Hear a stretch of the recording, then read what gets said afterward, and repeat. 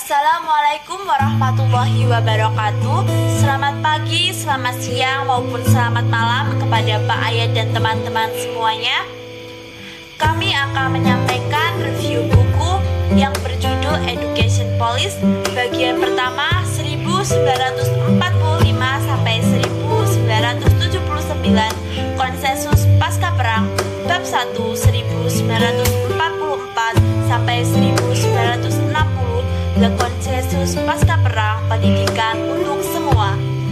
Kami dari kelompok 3 yang beranggotakan saya sendiri, Hanan Rizky Cahyani dengan NIM 21862060042, dan teman saya Hanung Aldi Atama dengan NIM 21862060043, dan juga Tri Baki Naja dengan NIM 21862060066. Langsung saja pada bagian yang pertama pada buku ini, 1945 sampai 1979, Konsensus Pasca Perang.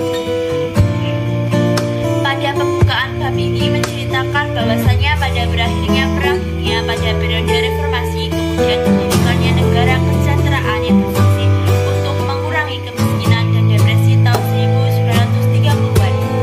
Dalam hal ini, laporan Griffith memperkenalkan perubahan kesejahteraan, kesehatan, dan pendidikan yang dilakukan untuk mengurangi kemiskinan. Partai Buruh selama 6 tahun yang punya tanggung jawab untuk melaksanakan program reformasi sosial dan direkonstruksi. Selama periode ini terdapat reformasi pendidikan dan kesejahteraan yang besar yang diperkasai oleh Menteri Pendidikan dan Sekretaris Negara.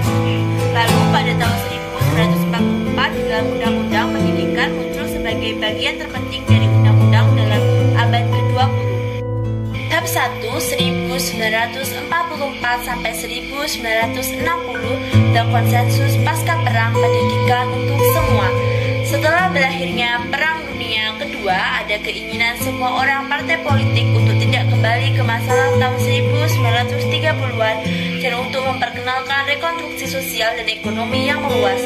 Pendidikan 1944, Undang-Undang mengakui pentingnya pendidikan dalam meningkatkan standar hidup dan meningkatkan mobilitas sosial. Pendidikan menengah ke-15 dibuat wajib dan makanan sekolah gratis dan susu diperkenalkan dengan berbagai pelayanan kesejahteraan lainnya. Anak-anak dipisahkan pada usia 11 tahun oleh kemampuan dan bakat ke sekolah tata bahasa, teknik, dan modern. Namun pendidikan diterima oleh politik partai buruh dan konservatif sebagai jurusan ciri negara kesejahteraan. Pada bab ini akan lebih berfokus pada periode tahun 1944 yang membahas pasca perang dan juga beberapa hal yang mulai muncul pada periode ini. Selanjutnya, ekonomi, politik, sosial. Dibentuklah negara kesejahteraan pada masa berakhirnya Perang Dunia Kedua yang bertujuan untuk mengurangi kemiskinan dan depresi, yang mana pada periode ini juga disebut sebagai periode traumatis ekonomis dan perubahan sosial. Kemudian lanjut kepada periode 1944 sampai 1960-an. Periode ini merupakan periode yang cukup panjang dalam era pertumbuhan dan dalam peluang yang tidak merata. Seperti yang dijelaskan dalam pendapat Kogan 1978, ia berpendapat bahwasanya terdapat 3 tema yang terjalin, yaitu yang pertama ialah munculnya ekspektasi tentang bagaimana negara peluang akan menawarkan perluasan kesempatan pendidikan sebagai bagian dari kehidupan yang baik. Kedua, terkait ekonomi dan perubahan distribusinya produk. Yang terakhir yaitu tekanan dan fluktuasi demografis. Dijelaskan pula bahwa Inggris yang baru saja pulih pasca perang memilih upaya untuk berkembang walaupun Inggris memiliki kekurangan investasi dibanding negara-negara di Eropa lainnya. Inggris mendukung pinjaman yang diberikan oleh Amerika untuk mendanai negara-negara kesejahteraan baru. Buruh di kantor tahun 1945 sampai 1951 menjelaskan bahwasanya buruh masuk ke dalam pemerintahan merupakan bentuk suara mayoritas. Dalam hal ini, pemerintah juga mengembangkan strategi untuk menghadapi orang-orang yang kekurangan gedung sekolah dan juga guru untuk mengatasi perluasan sistem.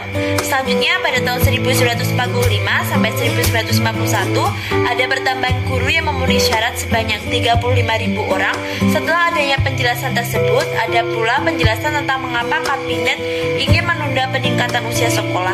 Ini dikarenakan untuk untuk menghemat uang dan program pembangunan sekolah. Kemudian sekolah dan perguruan tinggi, pendidikan kepada masyarakat dan media untuk perubahan signifikan dalam sistem pendidikan pada periode pasca perang.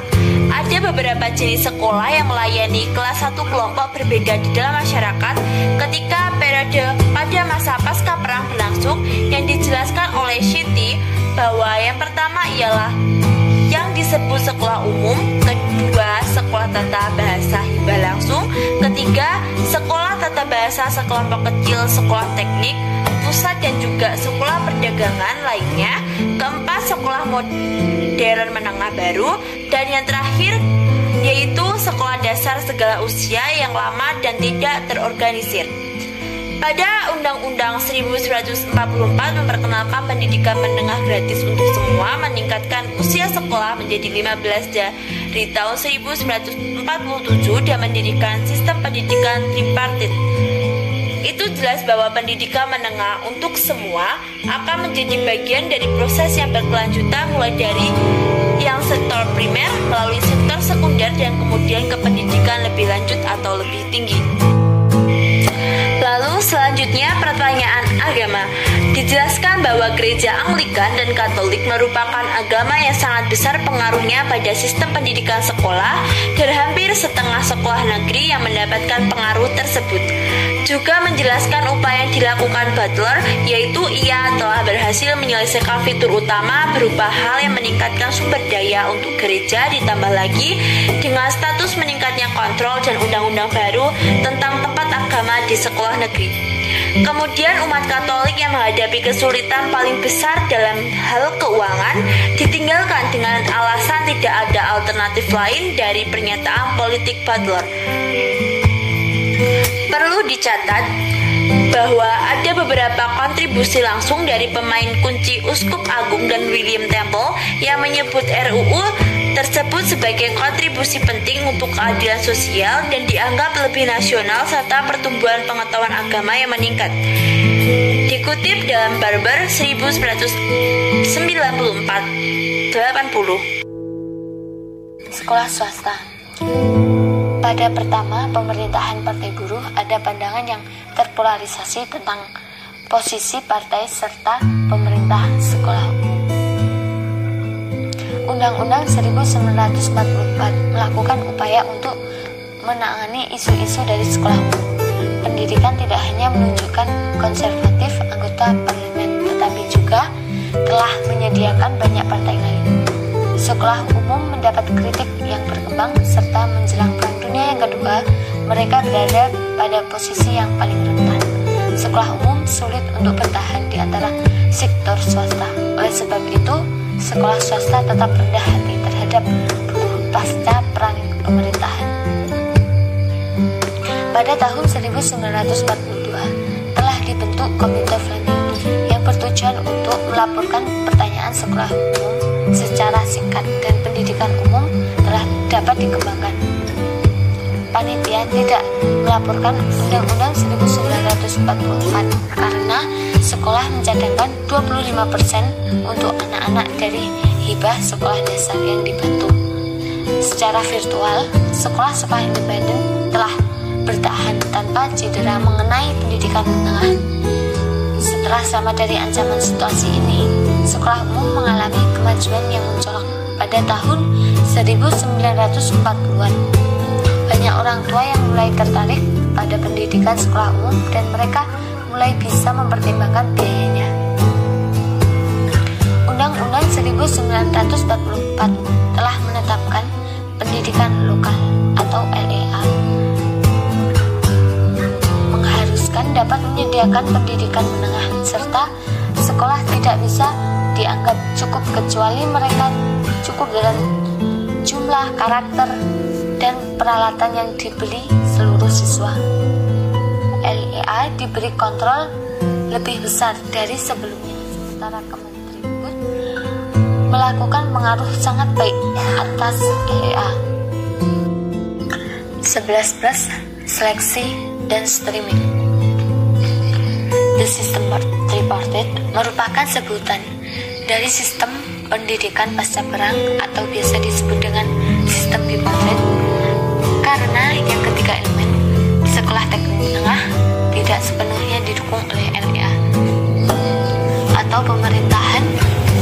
periode tersebut. Dalam pendidikan pasca perang, pendidikan dasar anak-anak selama tahun terakhir dinilai kemudian dialokasikan melalui 11+ ke atas. Setelah itu diberi peringkat dengan kemampuan mereka. Menurut Kogan, tahun 1971 berpendapat bahwa sebanyak 15% siswa dialokasikan ke sekolah dan ada transfer terbatas antara modern, sekunder, teknis sekolah, dan tata bahasa sekolah. Sekolah menengah modern mulai mengizinkan murid untuk tinggal di sekolah sampai usianya menginjak 16 tahun untuk pengenalan General Certificate of Education.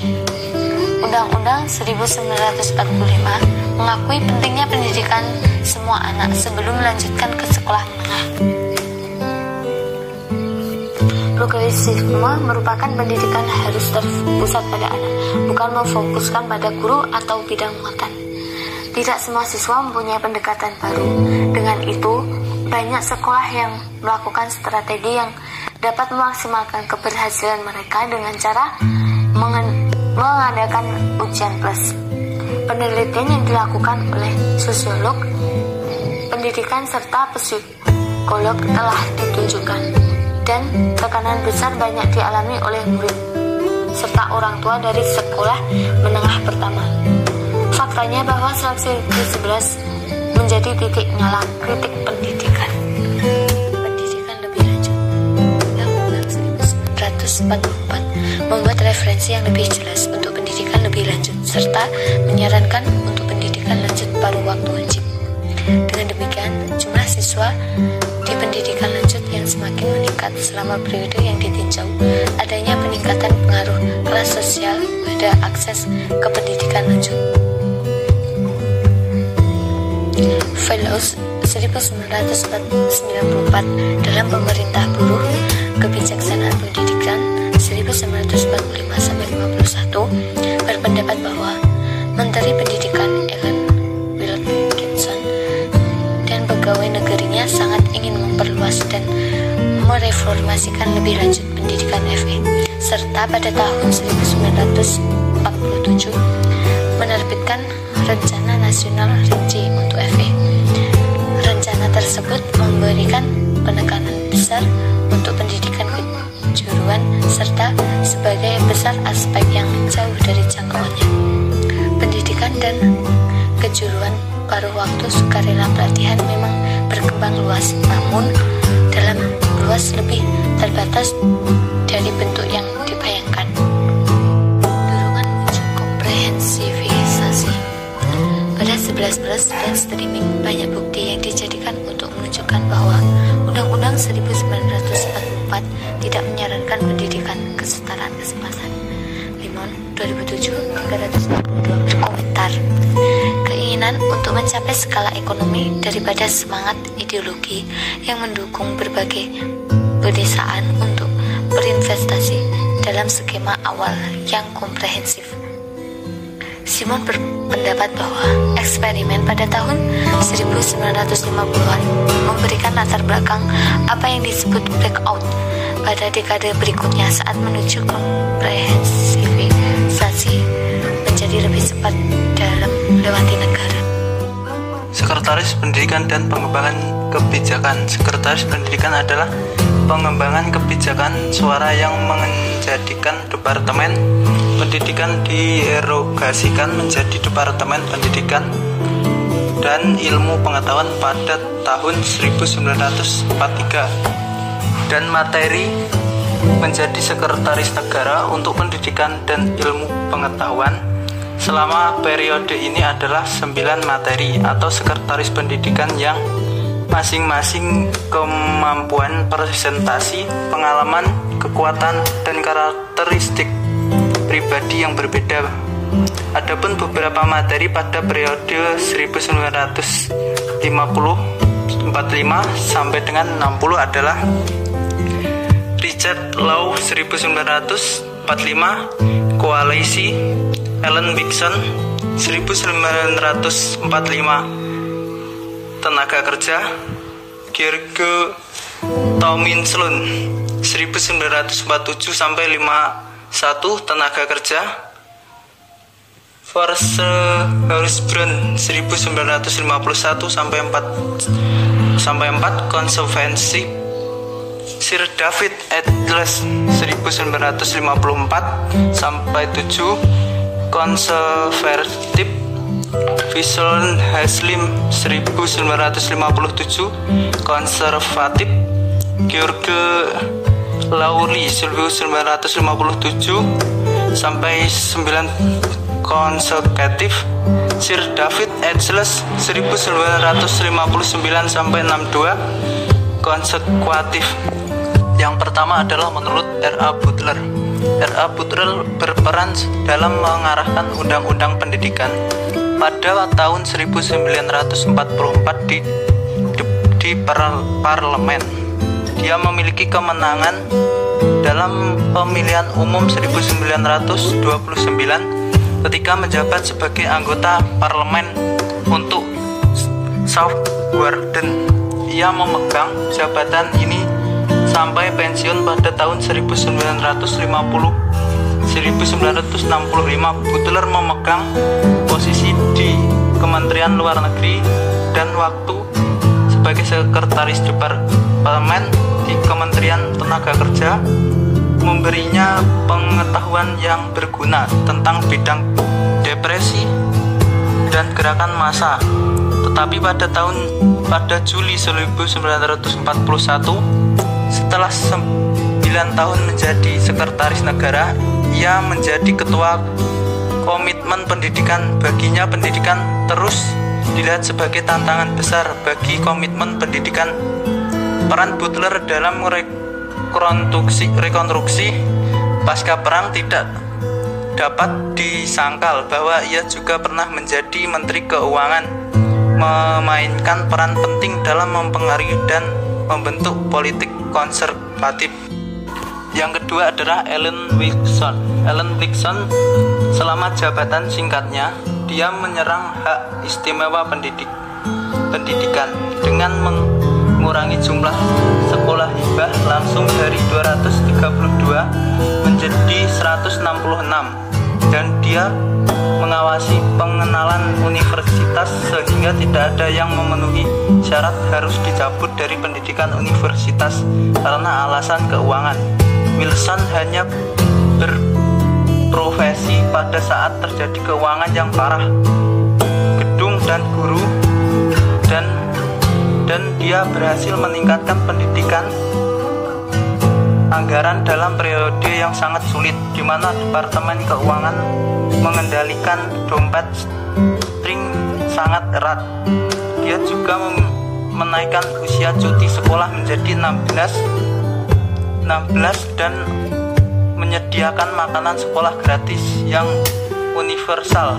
Adanya pendapatan lain yang menyatakan bahwa ketika Wilson di pendidikan pemerintah, buruh kehilangan kesempatan unik untuk reformasi radikal sistem pendidikan karena mendukung sistem tripat dan ditunda regularisasi sekolah besar selama hampir 2 dekade. Yang ketiga adalah George Tomlinson. George Tomlinson diangkat menjadi Menteri Pendidikan pada tahun 1947 setelah kematian pendahulunya. Ellen Wilson memilih sebagai Menteri Pendidikan, jabatan yang dipegangnya selama 4,5 tahun.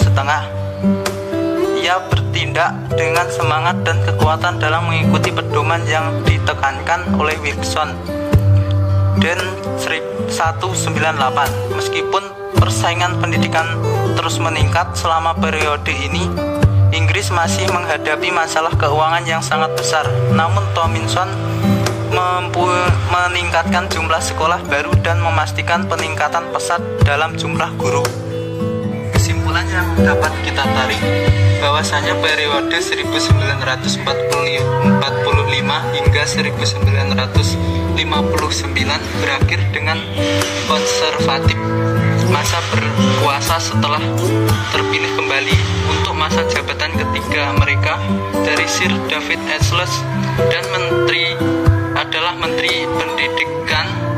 Situasi ekonomi setelah perang sulit, berbagai jenis sekolah sudah ada dan tidak ragu lebih mudah untuk menggunakan ini daripada merencanakan regularisasi radikal. Namun selama periode yang dituju, pengalaman tripartite sistem dalam praktiknya menciptakan tentang kesempatan yang sama, dan ini mempengaruhi pemerintah akan pendidikan yang konservatif. Guru di sekolah dapat menciptakan peluang untuk mengembangkan kurikulum progresif dan berpusat pada anak. Sementara di ujung lain spektrum pendidikan adalah beberapa ekspektasi lebih jauh dan lebih tinggi pendidikan. Kementerian Pendidikan antara orientitas pendidik lokal, pusat, pemerintah, dan profesi guru terus berkembang, dan sebagian besar periode yang sedang ditinjau luas antara dua pihak tetap dipertahankan. Itu tadi penjelasan hasil review dari kelompok kami. Apabila ada kekurangan, kami mohon maaf. Wabillahi taufiq wal hidayah, waridho walinaya. Wassalamualaikum warahmatullahi wabarakatuh.